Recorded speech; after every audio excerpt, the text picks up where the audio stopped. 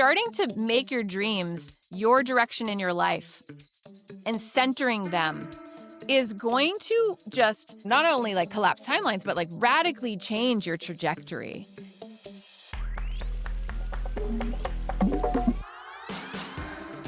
Welcome back to another episode of the Yes and podcast. Today's guest is someone that has been in my circle for a very long time, and I am thrilled to share her magic with you. However, this is the very first time that her and I are going to get to chat live. So I'm going to tell you more about that story and the behind the scenes further on in the episode.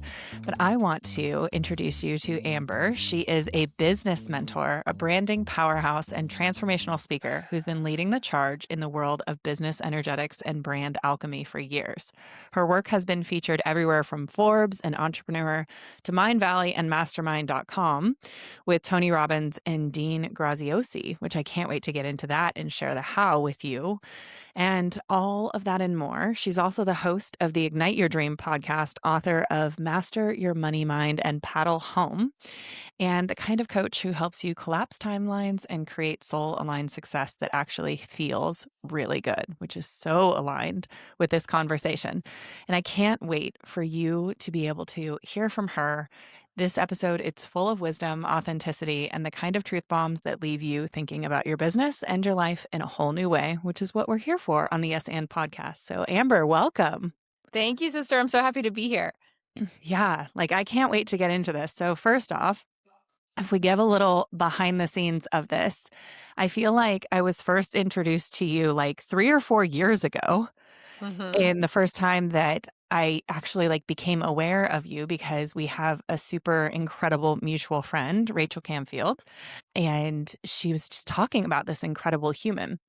And so then fast forward to about 2 years ago, and another one of my really good friends, Lindsay Roselle, was talking about her coach, Amber.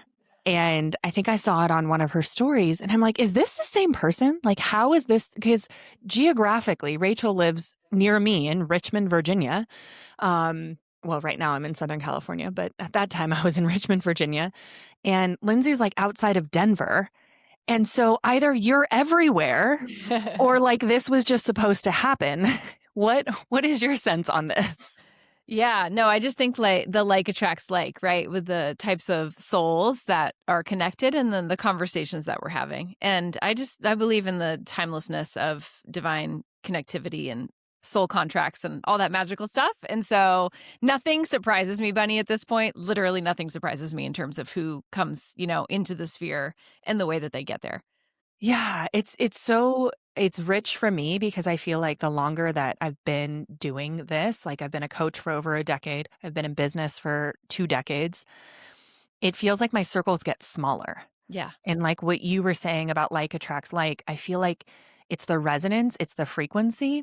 And in my human mind, though, in the 3D, my assumption was, oh man, Amber's just everywhere. Everybody knows who she is. She's this massive coach and this massive person.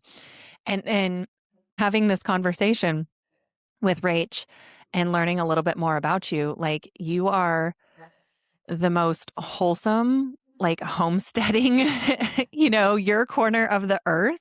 How would you describe kind of the work that you do and a little bit about how you got here too, because you came from a pretty massive background in order to get here to your little corner, not just of the internet, but corner of the world where you're creating your magic. Yeah. Yeah. Thanks for that. Rachel's so generous and kind. I love her so much.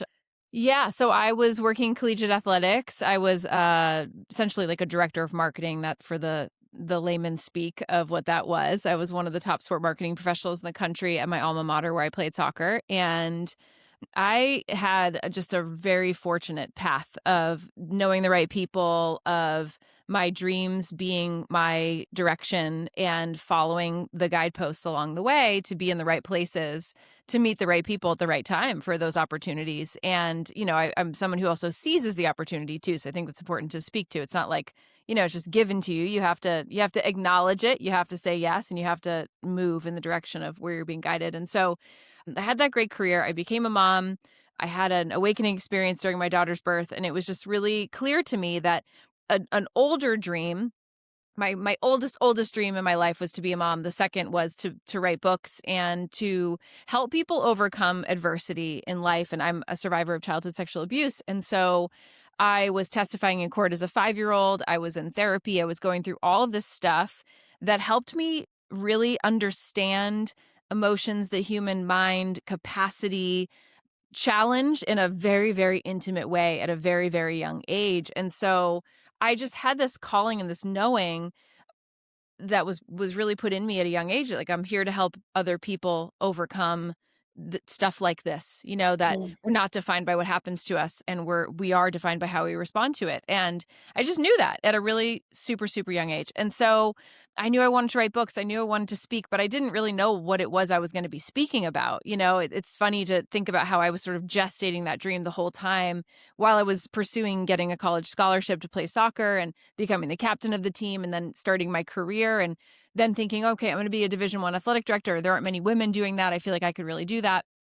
And then sort of like scratch across the record, Ani's born overnight. I'm realizing I can't, this is not, these two paths don't go parallel at this point. They're going to go apart. And so, in order to be the mother that I want to be, which is the most Mm. important thing in my life, I have to go build something that is going to allow me to be in service to my motherhood and also to like this deeper knowing and gift that I'm here to foster and take care of. And so I left my corporate job. I walked away from it basically, ironically, today, the day we're recording this, is the 11-year anniversary of the day I gave my notice. And Mm. I did that with one client and really like no idea how this thing was going to, replace the salary that I very much needed. We needed in our family in order for us to support ourselves financially.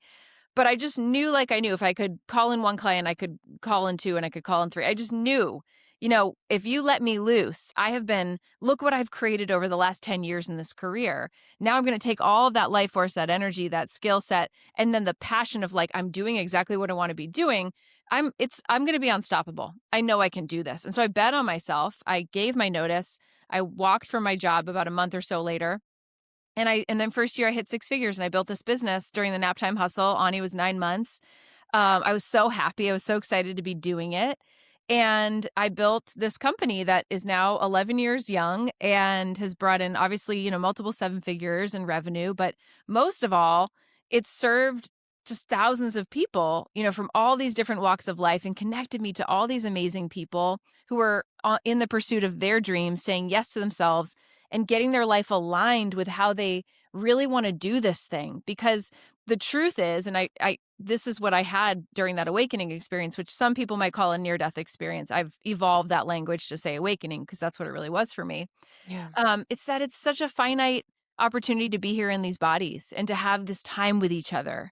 When my husband's mom passed away in 2016, it was like really up close focus to realize, how short the being in the body is and how special it is to get to be together. And then most of us live our lives in these sort of like bad math equations of not getting to be with the people that we love and not getting to do what we really want. And then thinking, oh, I'm going to do it eventually. And Yeah. so for me, it's like, that's ludicrous. Let's figure out how to do it now. Let's figure out how to center what's important now. Let's crack the code on what's happening in your subconscious. Let's align your life and build a model that's actually going to help you be in your life in the ways that you want to be. And so I certainly had to go first, in order to be able to help anybody else do it. I love so much of that. And like part of me wants to dive into the either or and taking the two paths, but let's put that in Mm, the parking lot for a second because something that you and I definitely share is like building businesses from your truth.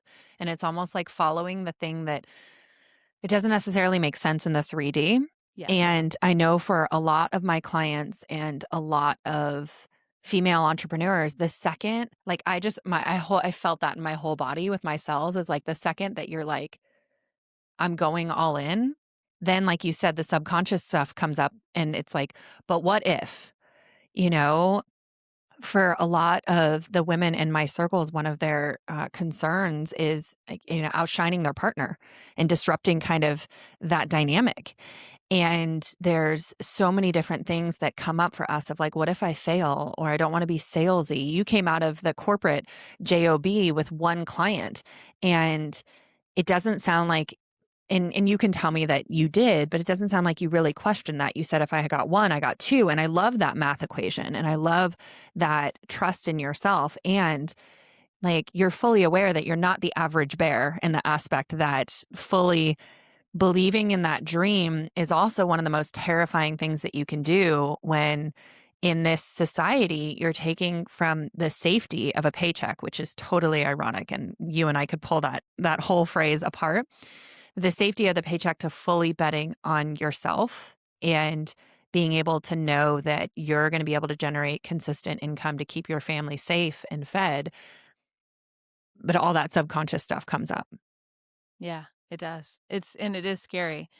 And like I said, I had to walk through that forest. I had to find my way through it.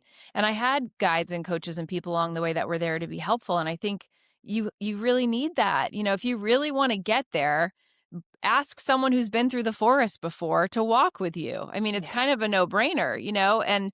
And so for me, I just borrowed from my past experiences of, okay, how did I become a Division I athlete? How did I overcome, Yeah. 3 massive knee surgeries and learn how to walk again, to get back on the field, to be elected as the solo captain, to, do these things? How did I get this job? And so I borrowed from my lived experiences to inspire me into my next iteration of up leveling. And I didn't try to just do it cold turkey. And I also think one of the big things that I learned through it was your expansion and your growth on your life journey is really a compounding effect. So the version you get of me today is the version of me that testified in court as a 5-year-old, that got divorced when I was 26 because I realized after a year into marriage this wasn't the right marriage, and single-handedly moved herself out of her brand new house where she picked out every doorknob and every light fixture, and lived alone for the first time in her entire life, and felt like she burned her whole life to the ground and failed at everything, and cried every morning in her little khakis and polo shirt getting ready to go to work because I ruined everything to become the version of me that's talking to you today. I couldn't be her, and I knew that then. And so there's so many times that I've come through things, and I don't know if this is like normal. My husband thinks it's not normal, but I can see my whole timeline of my life. Like, I think women are really good at this. Like, I can go back and you could say like a month and a year, and I could probably tell you exactly what I was doing and what I was working through at the time. I don't know. It's just like this. I know my timeline so well, and I spend a lot of intimate time looking at it because it's really created me. It's really helped me become who I am today, so I can source back to it and not look at it from a disempowering victim mentality, which I used to. I think this is also important. I used to be in victim consciousness. And then I realized, in order to become who I am today and who I wanted to be as a mother, as a wife, as a friend, as a creative on this planet, as a daughter, all these things, I had to drop that because it was holding me back, and it was Yeah. just really disempowering. And it was like, again, not good math for me to become the version of me that is here today. And so, yeah, that's sort of how my brain has done that math to help me get to this place. Do you ever have days where you find yourself in that lower consciousness and not necessarily back in the victim mindset, but in that pattern? I've Yeah. found for me, as a retired therapist, and my biased opinion is that, like, we do break the patterns, and the patterns come up almost like to knock and be like, "Hey, are you sure? Are you sure we're done? Are you and I have to be in it to really see it. Very rarely at this point in my life do I see it coming, but like, I've gotten better where, like, as soon as it walks in the door, I'm like, "Oh, now I see you." Yeah. Yes. Versus before it'd be like days, weeks into the pattern, and Yes. then I'm living from that same space. And so I really want for those individuals that are listening to know that, like, there's no, I don't know, I guess some people would call it the messy middle, but like, in my opinion, it's always the messy middle. I don't think life gets easier. I think we get better.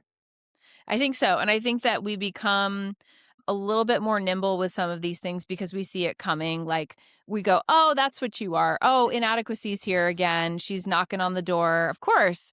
It's my beloved mentor, Rosemary Robertson Bradison, always says, what's familiar feels like truth. And so the things that are familiar, right? The story of myself being not good enough to get invited to the party, or the part of me that is, just the old stories that are on the pathway that are easy to access because they have so many reps that have been put Mhm. in over the course of my life, and sort of the way I've structured my knowing of self, my identity. They are so easily accessible, but there are new ones that I'm able to so it's like, oh, and I love like the thinking about this, and who knows if this is even like how it is neurologically, but I just like to think of it in my head as, oh, that pathway is a well-trodden path, but I'm trotting this one now, and this one is stronger. And so they might be like kind of equal. And then I visualize, well, this one's actually more, but that one sometimes still gets triggered and I like go the wrong way. But I know enough to know, oh, okay, I know this path. If I just keep going, I can take a left and get back on the one. And so it's like, what are the ways, it's fun to think about, what are the ways that help me get back on the path? What are the things that I get to do for myself? Slowing down is a huge, huge one for me. Just like I can go 100 miles per hour and I can move really fast. I have high capacity. I'm this generator type. It's like when I'm excited, but slowing myself down is my nervous system never knew that because of all the hypervigilance and just how I grew up. I had to be like 10 steps ahead of everybody. Yeah. And so my big medicine has been just creating calm and peace, and slowing myself, having silence, which is also challenging with a 3 and an 11-year-old. But, having places where I can breathe and be, and people are always like, "It's so inspiring that you live on a lake." I'm like, "No, you don't seem to understand." Like, I have to live on a lake. Like, I have to be in a place where I don't hear other people, where I see more bald eagles in a day than I do humans. That's medicine for me. Like, I go on those walks not for exercise, it's for my mental health. So Mhm. I know how to take care of myself to be able to honor my system. People call it, I call it my safety system, to honor my safety system, to wire Yeah. myself in the direction of where I can actually function. Yeah. So I've learned all of these things about myself, but the way I have is by not feeling good, by being hypervigilant and anxious, by having my body overprotect me and have symptoms and things that are not comfortable to exist with. And I've had to be patient with my own process, because what I've learned, especially in working so intimately with other people, is that we all have our own genius and intelligence inside that have helped us to stay safe to get to this point. And so when you flip it and you're like, wow, look how smart I am that I have a panic attack. That's actually a form of genius and intelligence and protection. And so it's like, oh, finally getting to this threshold, Bunny, of realizing I was always doing it right. Yeah. Like having an eating disorder for 20 plus years was actually a form of intelligence that I was using to feel like I had some control in my life when I really actually didn't, Yeah. when I was a younger child. And so getting to that place of finally making myself right for all of those things has been just such a huge liberation. That's the soundbite we're gonna use, and pull out of this because, like, that is just so gold, and being able to really pivot that and see that as, the all of the steps and all of the stones on the path of where you're at now, and being able to dig those neurological pathways deeper into, and you are right as far as how neurology works, but it is that like pathway that's traveled that turns it from a little deer trail into like the highway Yeah. of equivalent to how we brush our teeth or take a shower. We don't really think about that anymore. And this is the challenge for those of you listening to actually go back to brushing your teeth a different way and taking a shower a different way and really slowing it down. And one of the things that I really want to dive in with you just for a second is trusting yourself that you could do less and accomplish more, because that's not the conditioning from corporate. And that's really not the conditioning from society or life in school. And so, what was that moment? Or if you still have those moments where you're like, I'm going to make this math equation that doesn't math actually turn out in my favor. Yeah. Yeah. Well, I think it was that moment, the beginning of it was realizing, actually giving myself credit for what I had created in my life, because I wasn't a person who was going to do that. I think this is something I still think about a lot, how I'm wired to overcome pain, and I'm wired to essentially, like, never reach the finish line. Like, there's always another race, there's always another game, there's always another practice, and I'm like, "That's so interesting," because what it does is it takes satisfaction and just, like, pushes it so far out that it's, like, never good enough, and so Yeah. I lived with that storyline all the time of, like, it's never enough. So even in business, it's like you accomplish the whatever goal month that you wanted to achieve, and it's like, "Great, well, now it's May 1st." And it's like you start from scratch, and just is this feeling of, like, never, never, never enough. And what I realized was 10 years in my career, I had built so many things that, like, still live on to this day and had so much success, but in a Division 1 athletic department where there's always a new season, there's always a new game to play. It's like it really truly is never enough, you know? Um, And I was like, that's why that's in my brain. And I gave myself credit for what I had created. And then I realized, I did that with like 40, 60, sometimes like 80-hour weeks, working nights and weekends and 100 events a year. I was producing 15 interns and all these things. And it was like, I don't have to work that hard to go mhm. build this other business. I'm going to work 20 hours a week. I'm going to work 15 hours a week.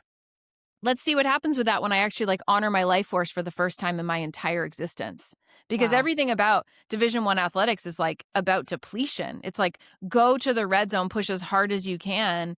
It's not set up for you to take, like, exceptional care of yourself, you know? And I look back and I'm like, "Man, I wish I knew then what I know now as an athlete," because even with this knee that's been through what it's been through, I would be at a like, I would just have played at a higher level. I would have just done things so differently. I would have done nutrition so differently, and I look back to that, and it's like, I just didn't know. It's part of the journey.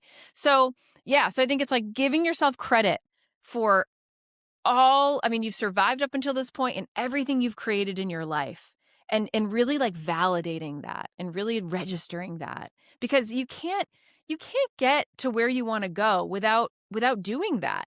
It's like you can't jump off a platform that's, like, shaky wobbly. You need it to be solid, and so validation of what you've done and where and the recognition of, like, how the cosmic plan has led you to this moment is what gives you the leaping off point to what you're gonna do next. And so I think I, like, have gotten that, and I've let it be enough, and then that's become this really strong leaping off point that makes me excited about the thing that I'm gonna go and I'm gonna do and create next in my world. Yeah, I love the foundation of that. And I did read your book, and it's funny because I kept like turning back to the cover of the book. This is an oracle deck. It's not her book, but that's why it's a podcast and not a YouTube video. But like I kept turning back to the cover and been like, this book is about money, right? Yeah. Because it's like Yeah. it isn't, it isn't. Right. And so you talk about quantum leaps, you talk about money. How is it all the same and Mm. exactly what you just talked about with the foundation of it, but how does that work in your life with quantum leaping? I feel like you've hinted at it with the compounding, and I've experienced that in my own life time and time again where, it took me 10 years to get here in business and have generated, 8 figures in business. Mhm. That doesn't mean that it would take me another 10 to do it again. That's right. And, so with money and quantum leaping, I don't have a question. I'm just giving you that platform. And Yeah. read my energetic question, Amber. I got it. I got it. Yeah. It just isn't. And if you study enough people who have figured out the money part, what you Yeah. realize is that it's never really been about money. It's always been about the energetics of their relationship to themselves and the thing that catalyzes them, the thing that gets them excited. And there are a lot of people on this planet that get excited about generating money. And then, as you and I both know, there are a lot of people on this planet who don't or have a lot of drama about money and a lot of stories about money that they were raised with, that they haven't rewired, that they haven't evolved. And I was one of those people. And so that comes up for me still, even though I've written books about it, right? It Mm, still comes up and taught courses on it and all this. It still comes up because it's one of those things we were talking about earlier that has really, really deep roots, and then still, like, influence that has the same resonance, i.e., like, hi, mom and dad, I love you so much, that plucks the same chord about this particular topic that is emotionally charged. And so when I understand how that how those tethers are connected, it helps me actually sever the connection to money itself and to allow money to just be the the tool that it is. And as my friend Elizabeth Ralph says, like, it's a conduit. It's a conduit for connection. I mean, it can be for anything that you want it to be. You just get to decide what that is. And so when we stop making about money and instead we make it about what makes us feel alive, what gets us excited. Because it's like amazing when I have a vision on something I want to do, even if it's, like building this building, right, that costs, multiple six figures, and I paid cash for it. It was like, I didn't have that money in the bank when I started the process. I just got excited about it, and then the money was like, "Oh, okay, I'm gonna generate it." And the ideas came that inspired the money to come in through the clients that wanted to do the thing, and then now we have a treehouse and built this amazing space that I get to host my best friends in and have people come and do VIP days and all this magical stuff. And so I got to the point of like doing enough of those things that I realized like, oh my gosh, it's literally never been about money at all. And it's only been about how I feel about the subject at hand, which is generally myself, and then the thing that I want to go and create. And so I love it because wanting to invest or wanting to do something is personal development 101. It's like money's going to school you. It is here to teach you. It's so exciting. And it's going to also reveal the stuff, the drama. That's what we'll call it. The money drama, as most people stay engaged with for most of their life. But it's just, you can be free, babe. It really has nothing to do with money. Yeah, I'm gonna have you guys like rewind that and go back and listen to that part again because the energy, the frequency behind what you just said, that permission, like what's coming up for me is in a world that's addicted to certainty Yes. and that's really dependent on and Guarantees, right? yeah, Like I need like a in air guarantee. quotes, Yes. Right. right? Right. And to protect you from change and transformation at any cost, Yeah. to stay in the familiar, to be brave enough to dream bigger and or burn it down and rebuild what's true for you. Mm, Also to just hear what's true for you. Right? And you've done so much work. And I know one of the things that we wanted to talk about is your relationship with your dreams. yeah. And even like your actual dreams in your conscious state, but your dreams in your unconscious state as well, and the relationship with that. And, being able to really wake up in both planes and know that your dreams are here for a reason and to trust yourself and have that relationship with your Mm. dreams. What did you want to say about that? Well, actually, what just came through is so interesting is that real-time downloads. It's that money is sort of a smokescreen. It's an easy problem to have because it's very popular. Oh, money. Yeah, I don't have enough money. I can't afford it. It's too expensive, etc. But it's like it keeps you safe from having to actually pursue your dream. Yeah.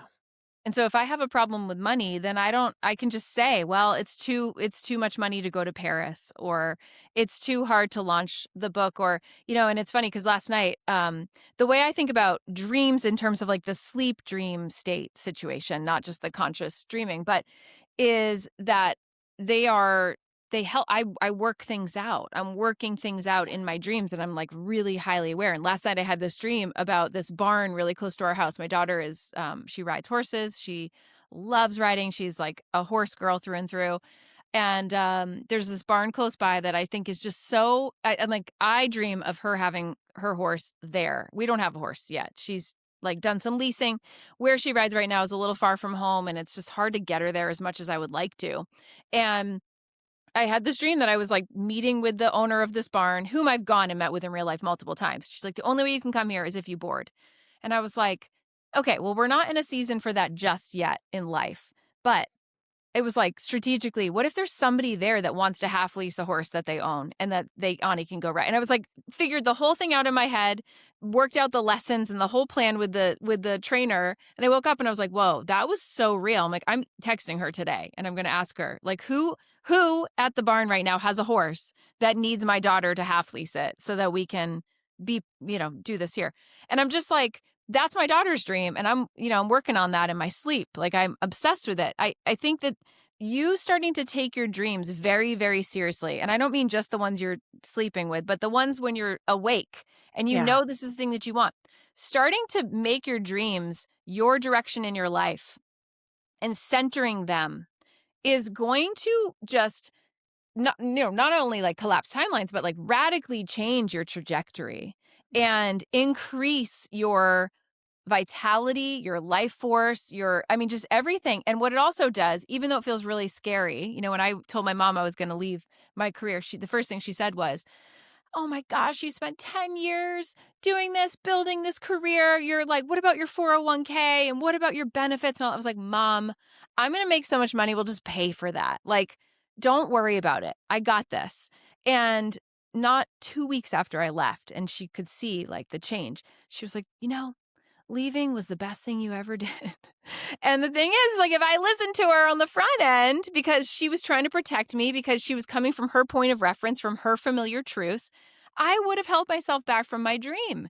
And so take what your people in your life are saying with a grain.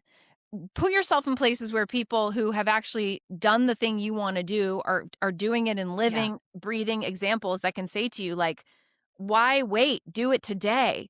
Put yourself in those places and start centering your dream. Trust your dream, because it is not a mistake. It's not here for, by accident. It is the thing that is here to lead you into the Yeah. fullness of who you're really meant to be.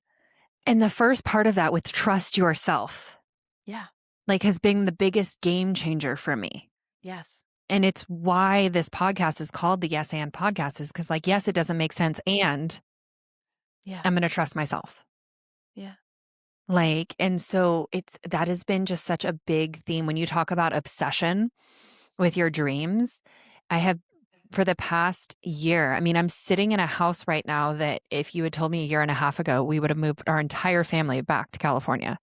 Like, I'm the only one who's from California. No one else in my family was born here. I was born and raised here. And I had never had a conversation with my husband about moving back. And my existence oozed Southern Californian. And Yeah. when we would come back to Disneyland, when we would come back, like my frequency was just home. And it didn't make sense. And I didn't have a 3D conversation. And yet my husband one day was like, we were driving through Malibu and he's like, "Have you ever thought about coming home, moving home?" And now I've moved my entire family here. And it's like, it's just so powerful to trust yourself, even when society says, or your mom says, it doesn't Yeah. make sense. And I'm Yeah. in a beautiful place with my parents at this point in my life where I could be like, "Hey, you know what? I'm going to go buy a planet." And they'd be like, "Okay." Like, they just like, I'm sure it's true for your mom as well now. Like, Yeah, she's it's true. watched you just Yeah. claim it, and it doesn't even matter what it is. They're just like, "Okay." Yeah, I just told her this weekend that we were going to spend the winter, essentially, at least like 6-8 weeks of the winter in Florida, in our favorite place on 30A, and not here in New Hampshire, because it is, I don't like it. I don't like the cold in the winter. And I allowed myself to just say that's what's happening. And so we're going to load up the RV with all of our pets and go down there and spend our winter in our one of our other favorite places on the planet. And she was just like, "Okay." you know, it was great. It was like exactly the same situation. Yeah. I love it. I have two more kind of quick things. That one came from the question box that I put up on Instagram, Mm, that came in for you. And then the first thing that I want to talk about is what we were already talking about, which is surrounding yourself with people who can hold the mirror. yep. And I know, we had talked about our moms, which, thank goodness, I have a entrepreneurial mom. Like, I was uniquely equipped to grow up in this. And anytime my mom has ever, what I call, like, mommed me, I remind her that she bet on herself as well. And she kind of gets back into it. And I have women like you. I have women like Rachel. I have women like Lindsay who, can hold the mirror for me even when I forget, and amplify that energy. And I Mm, know that's something that you're really inspired by and committed to, which is why I was surprised when you said that this might be your last live event that you're doing. But you're doing, I have flights, Amber, already pulled up, even though I was like, I think I'm not going to travel cross country. But you're doing this Ignite Your Dream Live. It yeah. is May 1st, May 2nd. May 2nd. Yep. Oh my gosh. Yeah. Tell me a little bit more about it and why it's so important to be in that room and in other rooms of these Mhm. frequencies. Yeah, I mean, you know it, right? It's like the the living, breathing, eye contact, hi, like, "How tall are you?" moment. 'Cause that's always the Yeah, funniest thing, right? When you're I'm 'cause pretty you're, like, tall. you're really tall. I'm not as tall as you, but I'm pretty tall too. And I always think, like, that moment of heart-to-heart connection, it's unparalleled. Yeah. And I think in business, truly, these relationships are the things that stand the test of time, And so for me, it's always been about that. And I mean, I came from producing 100 events a year. So I love live events. I love the energy of the room. Like can get on stage and like rock it like nobody else. And this is going to be that, and I have my best friend, Rachel Camfield, who's just, queen of queens, one of my greatest creative inspirations in my life. I'll cry if I talk too much about her right now. So I'm just going to zip it up. I will I'll literally cry with start like you. weeping. I love her so much. We've just grown so much together over the last, 11 years, 10 years of friendship. And, yeah, so Rachel will be there, my mentor, Rosemary, will be there, and my dear friend, he's a generator 4-6 like me, we just, like, laugh so hard, Mike Ganino, he's an incredible speaking coach, and he just wrote a book called Make a Scene, he's just, like, a genius. They're gonna be my helpers on stage, we're just gonna take everybody on a journey, and Cool. I just think it's such a privilege to get to have people's, attention, energy, space, like to be there, their presence. It is the greatest gift you can offer. And I don't take it lightly. And it's like, I'm going to bring an experience that's going to just, it's the funny thing is, I'm just getting a lot of downloads about what's gonna happen, but I won't really know until the morning of because it's like the people that are actually gonna physically be in the room are the ones creating the experience, and Yeah. I'm responding to that, and that's what I bring, and so do like, it's not gonna be rehearsed, there's no friggin' slides, it's none of that. It's like, "Get your journals out, babe. Get, heart to heart, face to face, like, we're gonna do the real thing that is the next trajectory shifter for you on your life journey in this moment, no matter where you are in your business, in your life, whatever. It's like all hands and all hearts. So May 2nd, I'm so excited. And yeah, it is the last one that I'm doing at right now, that I'm really thinking about because I built this space and I'm in my mama bird era. We are actually in the process of working to try to connect with the next soul and adopt a third child. And so I'm just like, what it takes to put on a live event is a really big ask. And I've built this infrastructure of like, come to the treehouse, like come here and let's do your dream day together. Like, let's really map your thing out. And then like I'm going to go make dinner and be with my little peeps and I just feel so like I just know it. I know like my work is really about going deep and intimate at this point. And even Ignite Your Dream, there's going to be like 50 people in the room. It's not like 100-person event. It's like you're going to have a mini mastermind table of people that you're going to take with you, and Yeah. have these relationships. So that's like what I'm alchemizing and creating in my world right now. And it feels so right, for the Yes. time and for what we're needing. And it just feels like medicine at this point. I love that. It does feel like medicine. And I think one of the most magical parts about you bringing your magic out into the world is what you just said of like, I don't really know what it is. And yet you do such an incredible way of creating this messaging that holds the resonance, that holds the frequency, that holds the energy of what you want it to be, where people convert. Yeah.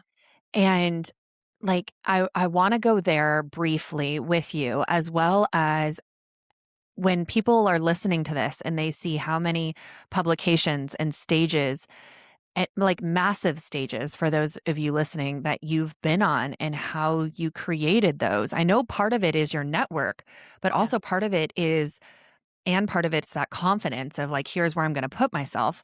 What are the actual logistics of you creating those spaces for people to say yes, for you to be Mm. that's the question that came from Instagram is like, how did you get entrepreneur? How did you get, you know, Tony Robbins? Like how did Mhm. you get those lights? And I think that those of you listening are going to be pretty surprised by the answer to this. Yeah. So go for it. Yeah. So I always say, if the dream is in you, it's for you.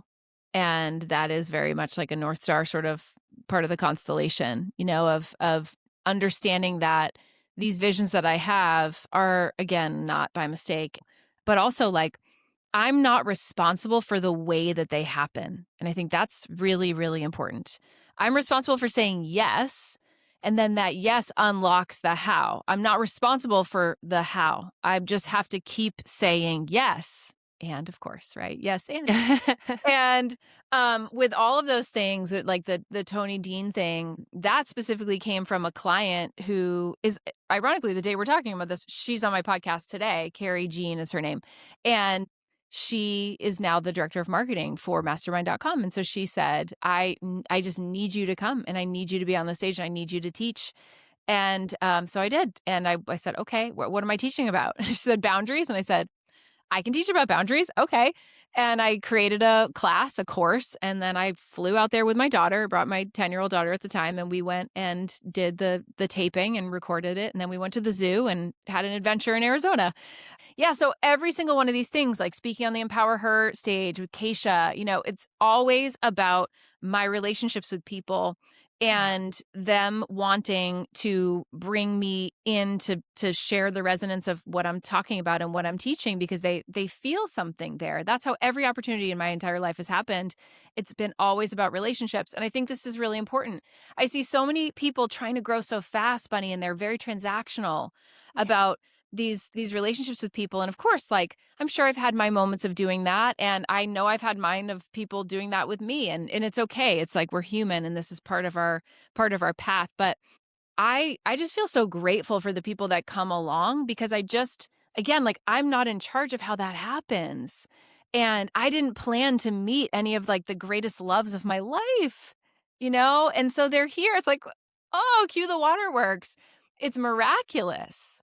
And so that's like really what leads me. And then I'm just go, oh my God, that's so fun. Okay. Do I want to do that? Sure. I'll go do that. Like, is this helpful to you? Okay. I'll go do that. And I just let it Yeah. move like that. And, some might say that's a crazy marketing strategy, and Amber. And I'm like, well, it proof is in the results at this point, like it seems to be working. So we're just going to keep on flowing and going like that. Yeah. Like, don't slow down long enough to ask if it makes sense. Just keep Yeah. following the miracles. Yeah. Yeah. Well, so I saved this to share with you because you're one of the only like few people who get to know about this. But as far as like the experiences in our life all leading to one moment. I lived in Ecuador between high school and college. I went to University of Arizona and was on the volleyball team there actually. But the summer before, I went to Ecuador and I volunteered in an orphanage and I came home from that trip and I was like, I'm going to adopt. Then obviously fast forward, met my husband and, he wanted to have biological children. And I'm like, okay, we can do this. And then he told me when I was pregnant with our son, he's like, if this is a boy, I know that you have in your heart to have 4 kids. If this is a boy, you get to like, we can adopt. He didn't say you get to adopt. He's just like, we'll adopt if that's what you want to do. And I'm like, yes, that's absolutely what I want to do. Then of course you have these 3 babies and you're like, is this, adoption's it's a big deal. I've been through the process. So It's a big deal. rewind and fast forward at the same time to the 6 years that I was in Child Protective Services, that I was working in Child Protective Services. I was not physically in Child Protective Services, but I had about 483 kids over those 6 years. And that's one of the reasons that there's a story that I will save for another time that was why Steve encouraged me to quit because I wanted to save all of these kiddos. And in that moment, Amber, I was like, yes, I'm quitting my job and I'm not going to quit this cause. Like that's not it. So last January, I called a lawyer that I used to work with in Arizona in Child Protective Services, and he represented the parents. And I said, "Hey, my husband and I are contemplating doing this adoption, and I'm not really looking in all the spaces. We're not really looking for an agency, but if something comes up, just let me know." So I had my heart surgery the 26th of March, and then that next week I get a call from him that's like, "Hey, we have this situation with this little boy who was born December 15th, and my son was born December 28th. Wow. So he's literally like 13 days older than our son. And like, would you be interested in adoption?" And it's, it was like this moment where we're still flirting with it. For those of you listening, and I know Amber knows this, there's like a million and 10 things, that happen in this process. Yeah. But just to feel my heart open and be like Mhm. that from going living in Ecuador and volunteering in an Mhm. orfanato to being in social services in Pima County, Arizona, and making this connection that was like over 15 years ago. And then making a phone call that literally can complete our family. Like when Mm. you said that about the just basically saying yes and releasing the how, and it's almost, I felt like I was flirting with the outcomes. Yeah. Like making that call to the lawyer, it was just like, "Hey, we'd be open for this." Right. There wasn't any certainty. And that goes back to what we were talking about in a world that's like addicted to this. Here's going to be the path. Mhm. Here's going to be, it gets to be even better than what we planned. So in June, we're going out there and kind of flirting with the next part of this process and getting to be really curious and all of that. And for those of you listening on Amber's highlights, she has the beautiful story of your adoption with your son. And that was just so inspirational for me to be able to connect with. Obviously, like in our path of developing our relationship and getting ready for this podcast episode to bring all of that richness in, it was something that I didn't know that I was going to go that far down that rabbit hole and that I needed, as well as I just felt so connected to you in that path. And especially for anybody listening that, has that question, or for me, like I Mhm. had 10 miscarriages. Yeah. And so the whole fertility journey was also really triggering for me for a very long time. And Yeah. so I just want to thank you for sharing that such like personal part of this story. And it does make sense to me as to why that is 100% part of the brand that is Amber. It's because this is why you're so passionate about building the business that you built and helping others to build their businesses, is so that you could be able to bring that to your family and just bring this energy. It's not even, I don't experience, and why I already love you, is I don't experience your life and your business as any different. I experience it as the same energy. And I just think that's beautiful. Yeah, thanks for that. One thing that you just brought up for me to offer is that I think that the path that we choose, whether we realize it or not, is an answer to our deepest ache. Yeah. And for me, just watching the people that I love struggle and suffer so much with things like money and their relationship and themselves, Yeah. and being the child that was witness to that when I thought, my parents could walk on water, they're everything. And so then to become a mother and to realize, I'm helping all these other mothers who are hard on themselves and they think these things, and I just know like their kids just think they're everything. And so it's like everything I do, like at Yeah. the root, is for those kids. Commercial break while we like pull Yeah. ourselves together. Yeah. I think about how blessed I am with each one of my kiddos. Especially just being like a couple weeks out from heart surgery and remembering the doctor telling me I wouldn't be able to have Mhm. kids. And I think that's also part of the adoption thing for me, is like I didn't want to get hurt. Yeah. I didn't want to try and quote unquote fail. And so the Yeah. fact that I have these three incredible miracles, like, Yeah, it's everything. yeah. And the fact that we could be blessed with another Mhm. miracle that's just like out there waiting for us is like this. Yeah. I mean, it's overwhelming. I get emotional, not in a sadness and not even in a joy. It's just like in an overwhelming of the energy of like what's possible in this life. Mhm. And, the What other thing is, like, the birth parents. You get to have this relationship potentially, even if you don't get to have it, like, you will energetically forever Yeah. also. And so that is a profound gift that I see in my son's hands and, in these little parts of him that don't look like me, but they do look like her, and to honor her. Yeah. Yeah. For her Yeah. courage, and her heart, it's like that just could go on forever. That reverberates for me forever in terms of like that emotion that you just talked about. I just feel it in the deepest way. And I think about if you really, play the tape back and you think about like the whole time. This is the thing that my mentor said to me one day that just completely changed my life. And she said, all those years of infertility for you, because for me it was about 7, 8 years of just heartache and, pain and loss and all of those things. Every single one of those periods you got that you didn't want to get and those losses that you had in the IVF failing and all of those things were happening so you could be Alex's mom. Mm, And if one of those things went differently, you would not be his mother. And I mm. just like, like all of the heartache that we've had on our journey in our life that we've just, you sit there and you wring your hands and you're like, what if I could? It's like, babe, the whole time it was leading you to the life you have right now. Like, look at the blessings that are here now. I mean, how could it be a mistake, And I got the word held tattooed on my wrist after Alex came because the whole time I was. Yeah. And now he is. And now he is. Yeah. And he's wrapped in that energy. Yep. Yep. So, yeah, so beautiful. It's so beautiful.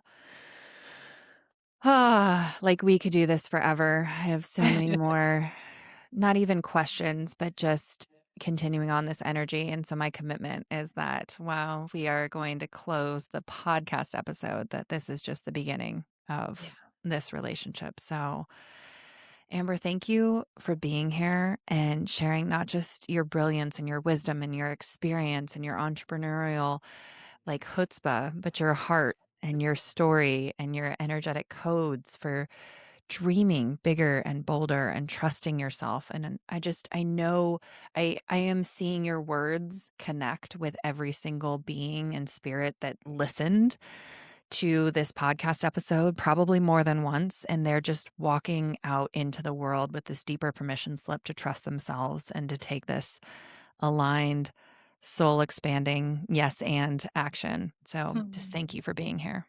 Buddy, thank you so much for your magical translator abilities. You can receive the energy and ground it and then move into the next thing. It's so fun to have like a spiritual, friend on the tennis court, that we can just like hit the ball back and forth. And I always say this like, it's hard out finding people like that, in the Yeah. world who can like return the ball at the same velocity and like not be upset because you hit it so hard, So Yeah. I just you're that. So just thank you for playing. Yeah, I absolutely love that. And I love like our voice notes back and forth too, of like just how clearly we can communicate and be like, Yeah. hey, I just want to make sure like I'm hearing your energy is this. Yes. So I Yes. hear that 100%. And it's been an honor just to have you as a guest. And I know we will have more conversations and share more microphones. So as my commitment, this is just the beginning. Thank you, love. Yes, and I'm gonna still look at those flights, so stay tuned. To everyone who's listening and to tuning in, I know that, Amber and I are deeply in love with each other, but also just want to love on you because it's if there's one thing that makes this podcast possible and these conversations possible is the energy that we feel of those of you listening and being a part of this. And my one thing that I wrote down taking away from this conversation is your dream isn't random, it's a roadmap. And so I'm encouraging you to let it guide you, let it stretch you, let it become that legacy that you're here to create. And make sure that you connect with Amber on Instagram. It's at Amber Lilyestrom, and it's going to be in the show notes. And check out her Ignite Your Dream Live event happening May 2nd. So I'm going to make sure the link is also in the show notes. If you're listening to this podcast and it's after May 2nd, just go connect with her because it's always just such an incredible invitation to continue this. And trust me, you're going to want to be in the Ignite Your Dream Live room. And you're going to want to just check her out on her podcast, all of the things. And my last little ask for you is with this episode, if it sparks something for you, take a screenshot, share it to your Instagram stories, tag us, tell us your dream. Like we're cheering you on every single step of the way and allow us to amplify that. I would absolutely love that. Tag Amber as well. We will share it with our communities and just hold that for you. Like Amber said in her closing of like held. It's just my desire for you is to know that your dream is held by you and by us. So until next time, keep saying yes to what lights you up and keep building a life and business that reflects the full truth of who you are. I'm Bunny Young, and this is the Yes and Podcast.